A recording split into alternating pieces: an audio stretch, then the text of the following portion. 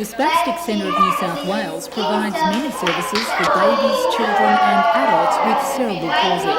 The disorder, which causes damage to the brain, restricting movement and posture, can strike before, during or after the birth of a child. At the Stewart Centre and Learning School at Valentine, young children are taken under the caring wings of a dedicated team of specialists in the fields of occupational, physio and speech therapy. For 17-month-old Alicia, a special training program started very early in life. We have an early intervention program. We're very keen to get youngsters at a very early age when they're diagnosed as having cerebral palsy, because in the very early months, we can do a lot more towards helping them develop normal movement and posture. As well as the need for ongoing financial assistance, Centre Coordinator Rose McGillan says the community can help in other positive ways. It's a matter of breaking down the barriers with those people, and our centre is a very friendly centre here, and we welcome visitors, and parents with disabled children can bring their neighbours in, and granny and auntie and all those other sorts of people who might be involved in the care of the child, and we're very keen on them doing that. What programs do you offer out here?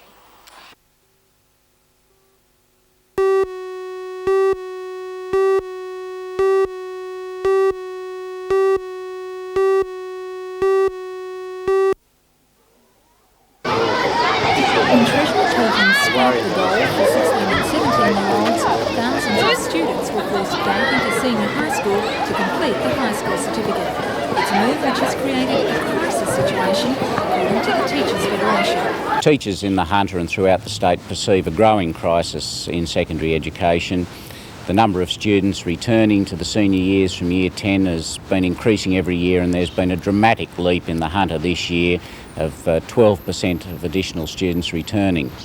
So what regional organiser Adrian Lewis says high schools need more teachers and support staff to cope with the situation. He says the Teachers Federation has been fighting a hard battle to change the staffing formula in a bid to ease the burden, but the government is standing firm against any changes.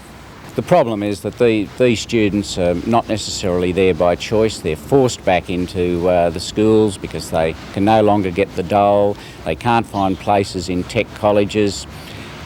So there's nowhere else for them to go. Well, I don't accept the hyperbole of crisis. There certainly has been enrolment growth in Year 11. That's wholly welcome. It reflects the success of Commonwealth and state government policies in encouraging students to remain at school and at TAFE. There will be no additional resources made available in terms of staffing. You will see additional resources in terms of textbook allowances and school materials generally, and we will certainly be revising the senior high school curriculum. Well, visiting Singleton High School today, Mr Cavalier found time to chat to Year 12 students during their lunch break. More than 1,200 students enrolled, the second largest high school is overcrowded, causing a strain on the school's facilities. Mr Cavalier said recent concerns raised by PNC and teachers will be dealt with in a more different procedure. For both the Labor and Liberal parties, the future of the state's education system ranks high on the policy list, but it remains to be seen just which party can convince the voters on March the 19th.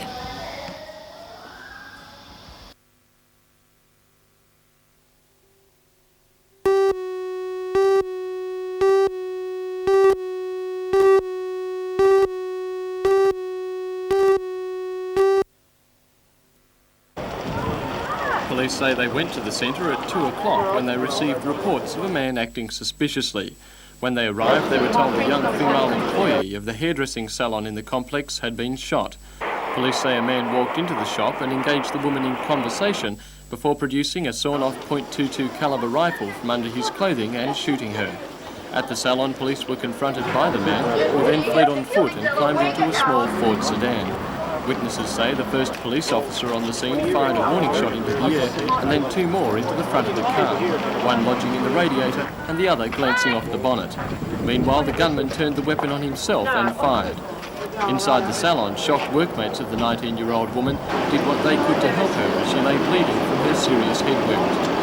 After ambulance paramedics stabilised her condition, the woman was transported by a Westpac rescue helicopter to the Royal Newcastle Hospital in a critical condition.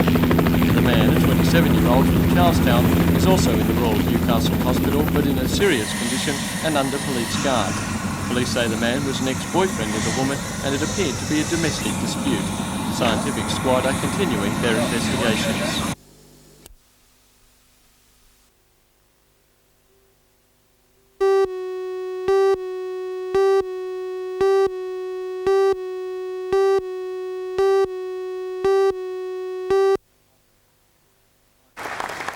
Ivan Welsh shared his campaign launch with independent nominee for the seat of Lake Macquarie, Bill Jones. The Mayor would like to see independents strengthen their hold on the area, but is not without his fears of the consequences of antagonising the state government if he doesn't succeed. Life has not been easy for the Lake Macquarie City Council since the local government elections last year returned a majority of independents.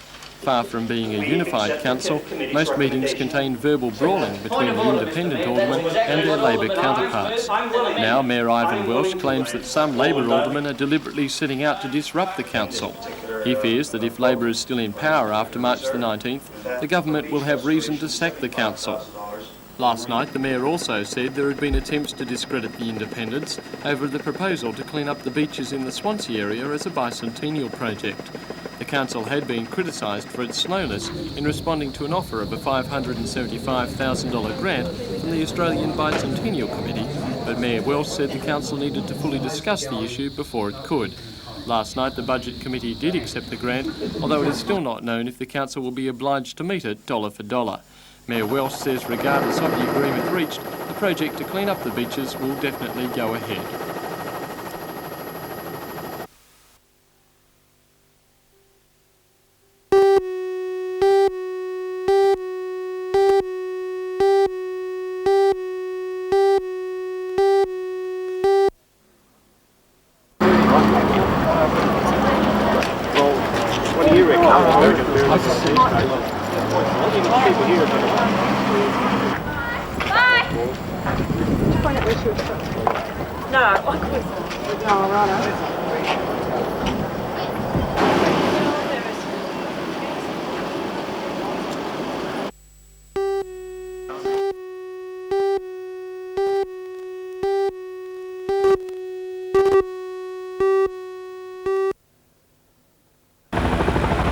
Ambulance paramedics and police rescue found the victim conscious, although complaining of back pains. Police believe the youth had gone for a morning run when he paused at the top of the cliff and lost his footing. Rescuers elected for an aerial operation after deciding against trying to carry the victim out on a stretcher. Westpac rescue chopper edged into the cliff face about 30 metres above the base of the bluff, and after some careful manoeuvring, the youth was winched to safety. He was taken to Royal Newcastle Hospital, where it's believed he's being treated for serious spinal injuries.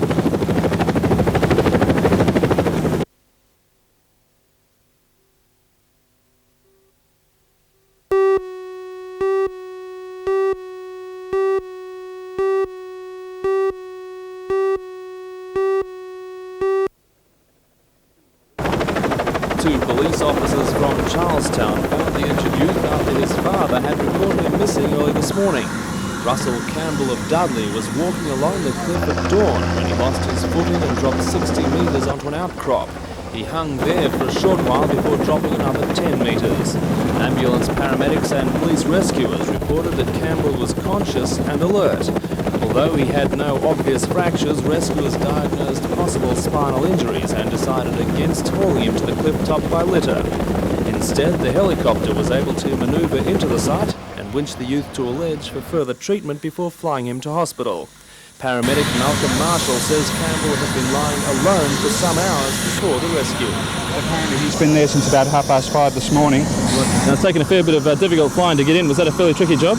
It was, as you can see though, terrific skill of our pilot and all the ground support crew from the police and everybody else concerned. It worked very, very well.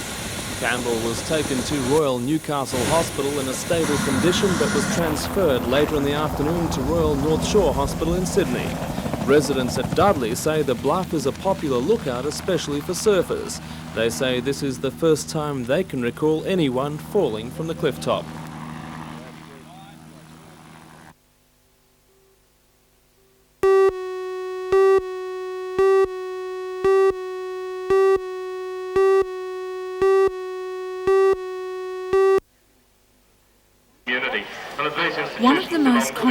controversial issues surrounding the Green Paper, designed to restructure the future of Australia's higher education, is that Minister Dawkins wants it adopted as a package or not at all. The recommendations, including the amalgamation of the Newcastle University with the Hunter Institute of Higher Education and the introduction of education profiles, which will allocate funding on a teaching research basis, have left many students worried about their future. To draw public awareness and debate over the proposed changes, hundreds of tertiary students rallied at a protest meeting today and voted unanimously to boycott lectures to show their concern. On the 23rd of this month, which is a fortnight today, we're going on strike for a day, which is probably quite unusual in students striking. But I feel that it's important that the public become aware of the situation and aware of what's happening to the tertiary education sector. So we'll be going out for a day. We won't be attending classes, we won't be attending sort of lectures, seminars, tutorials or whatever. And we'll be marching through Newcastle and we'll be assembling in one of the parks, probably Civic Park, where there'll be more speakers arranged to discuss the Green Paper. On the other side of the fence, the proposed changes will affect academics, planners and administrators of higher education.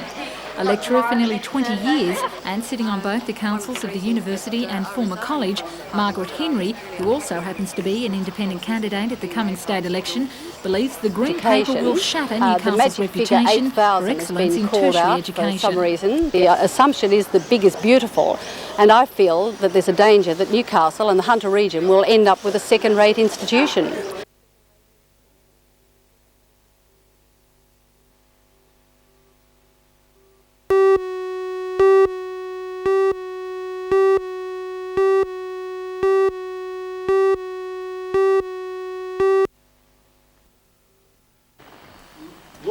Lord Mayor John McNaughton described the annual joint publication as showing Newcastle's past and future.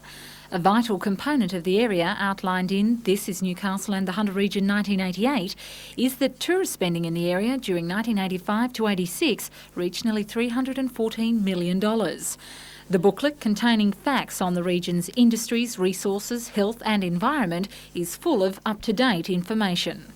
Changes in the publication have been around the 1986 census information, which is the first time that's been published, so people can now get very detailed information about population and socio-demographic changes within Newcastle and the Hunter region. And this year's edition also concentrates on tourism. Well, we do have a component of that which looks at specific sectors of the tourism market. We are now providing an insert in French, Japanese and Chinese to provide visitors to the region with more information about Newcastle and the Hunter region.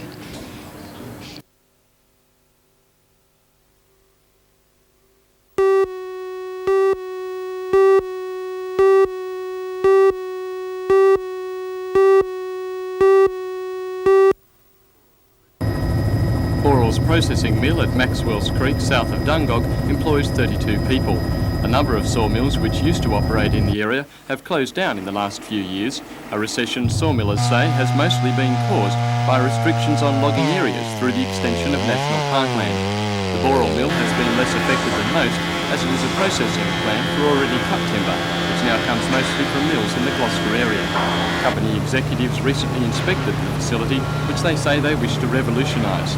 The company says it has plans to spend $4.5 million in substantially increasing the size of the plant and equipping it with state-of-the-art machinery, a move they say will more than triple the output. The plant supplied much of the dressed timber for the new Parliament House and recently started exporting to America. Chief Executive Bruce Keane says the company's success lies in its adaptation to the shortage of tall trees, now out of bounds in national parks. The smaller logs, which would be the log of the future, does have higher levels of waste, and that level of waste has got to be made into an economic product, and part of that can be done through exporting the chips. Mr Keane, however, is worried that the shortage of tall trees will mean reduced cutting quotas from state forests. He says that work on the plant will not start until the company has a guarantee from the government that it will not lose supplies of timber through the extension or creation of national parks.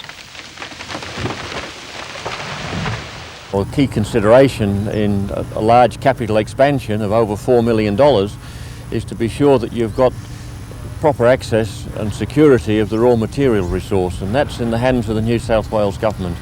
It's essential that those resources are available for many, many years in good volumes before you can justify and risk that sort of capital. Last week, however, a spokesman for Jack Hallam, Minister for Lands and Forests, said the company's demands made no sense. The spokesman said the Rainforest Act, which extended the Barrington Tops National Park in 1982, also contained an undertaking that no more parks would be created in the area, and that still stood.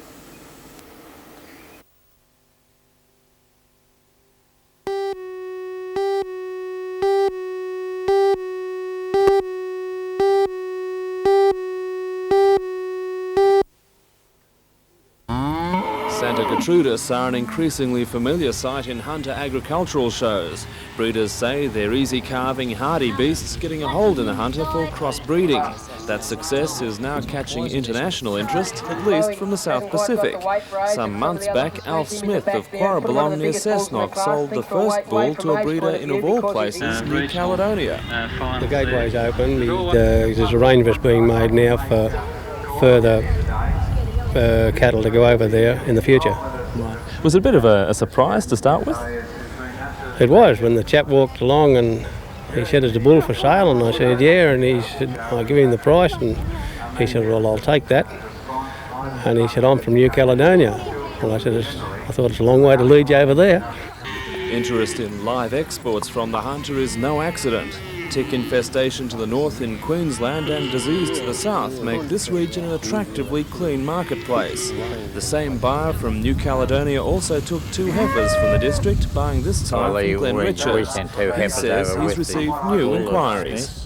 The same man rode back and, asked, told us he wished to get another 5 heifers and a bull, this time of different bloodlines.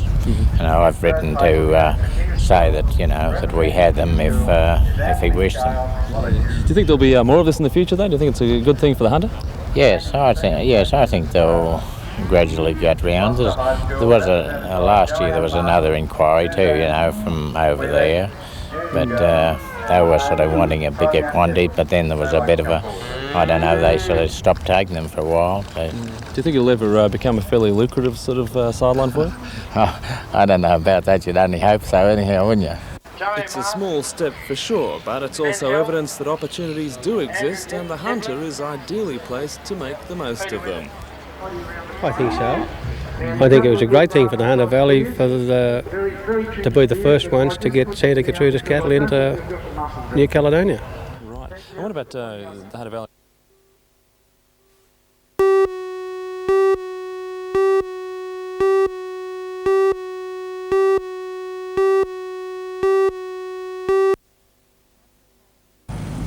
Catherine May Mears, 58, of Carrington, sat transfixed as the charge of soliciting a man to murder her husband, Mervyn Mears, was read out. She had been married to Mervyn for the past 7 years, and they lived in this small cottage in Carrington. The court was told that Mervyn Mears had had cancer for the last 2 years. It had affected both the inside and outside of his ear, and he suffered from intolerable pain. He was taking large doses of morphine. He had said he wanted to take his own life on several occasions, and on March 9 asked his wife to get a gun. Police allege Mrs. Mears contacted a friend who brought some bullets to the house. The two had a drink and then Mrs. Mears went out. When she returned, she found her husband dead. There were 4 bullet wounds to the body. Mrs. Mears' defence, John Borsig of the Aboriginal Legal Service, described the death as euthanasia. He said Mrs. Mears was undergoing a great deal of personal suffering and incarceration would be inappropriate. Magistrate Kel Clark said although it was a serious charge, there were unusual circumstances. He found it hard to reconcile certain aspects of the Bail Act. Nevertheless, he granted bail with reporting conditions.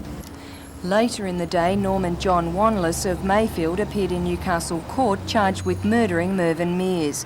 His defence said he denied the charges and requested bail.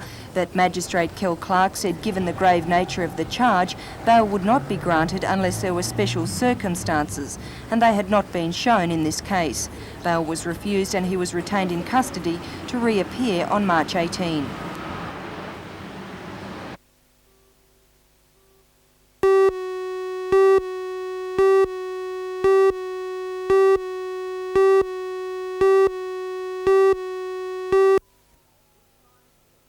Meet Bushfire Bill. With bulging muscles and a bright red cape, he may soon rival Superman in the popularity stakes. Bushfire Bill is the brainchild of Wyong Shire Council graphics designer Red Edwards and Fire Control Officer Graham Swain. There are four main aims. First one is public awareness of the Bushfire Brigade, what we do and how we do it. The second one is fundraising. The third one is public education of what they need to do in respect to bushfires, and fourth one being brigade recruitment. The Bushfire Bill promotion will be officially launched tomorrow at Hilton Toyota in Wyoming. The project involves the distribution of car stickers and the formation of a junior Bushfire Bill club.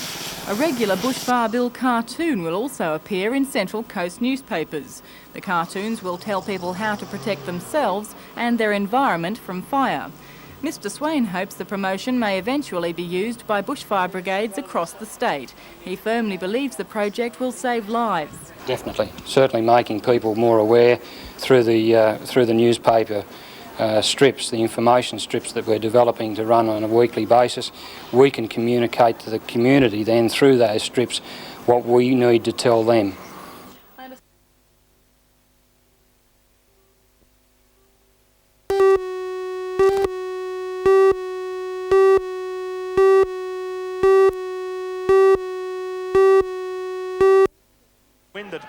Scoring the first 2 points of the game against the mighty Eels, the Knights' taste of victory was short-lived.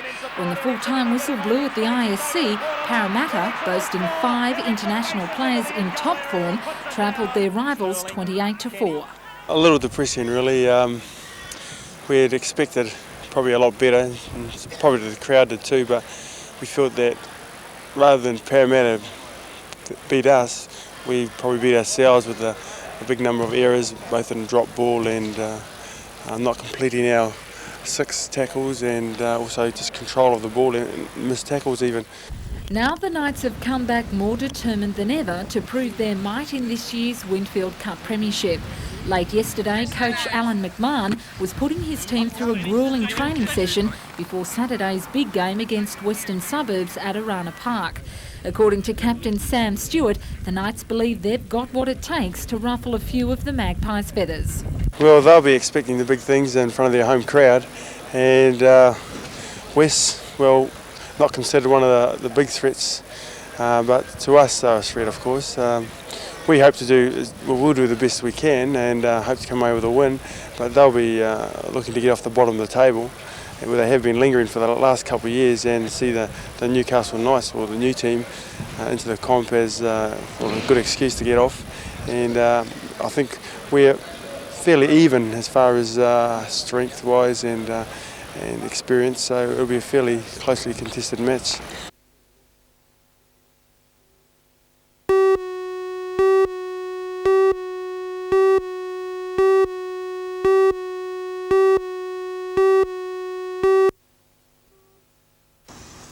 Ashley Coulston raised quite a few eyebrows when he took his tiny vessel for trials on Newcastle Harbour late last year. But last night the solo sailor finally arrived in New Zealand amid a storm of controversy after reportedly being warned by water police not to attempt the crossing. Coulston's homemade yacht G'day 88 was dismasted during wild storms on the last leg of the crossing, and his distress signal was answered by a Royal New Zealand Air Force coastal aircraft. He was rescued by a passing oil tanker, but his tiny vessel was set adrift. Before sailing, Coulston acknowledged the possibility that he might need emergency assistance.